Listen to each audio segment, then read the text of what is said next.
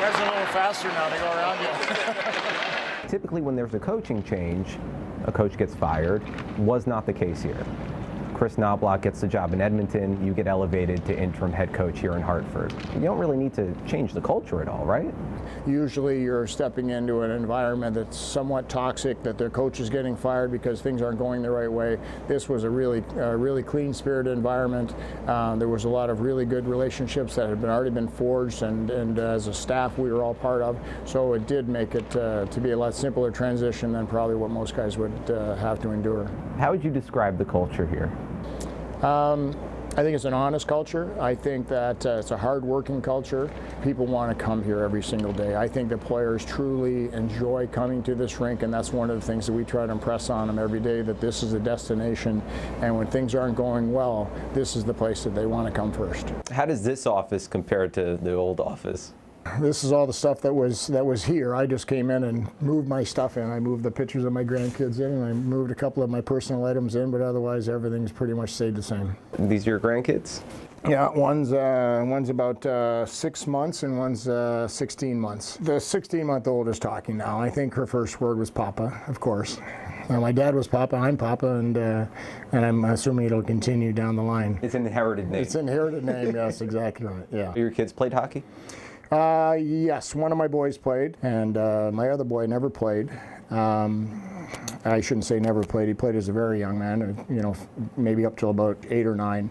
What is that like for you as a father, watching your kids take on what you grew to love? It was a lot of fun. That was the time that I took a break from hockey. I retired because I had a really bad back and went to Calgary to coach in '98. And found a guy that knew how to train and taught me how to train. Before you know it, my back was fit and I was prepared to go again. And I retired at age 34, and then I retired again at age 38. When did the back issues start? Did that start years before you decided to hang it up, or that was more of an immediate thing? Even in junior hockey, I remember getting off the bus and I'd be crooked and bent over and in a bad place and having to really warm up to play games. And I was 17 or 18 years old then. Oh my goodness. And you're looking back, how long has this back problem been around? It's been with me forever. And you didn't think that was normal, right? It was normal for me. It was certainly normal for me. It wasn't normal for the other guys.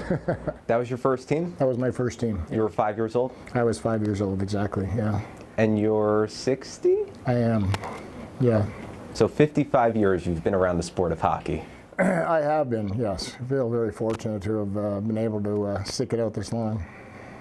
What have you learned in those 55 years?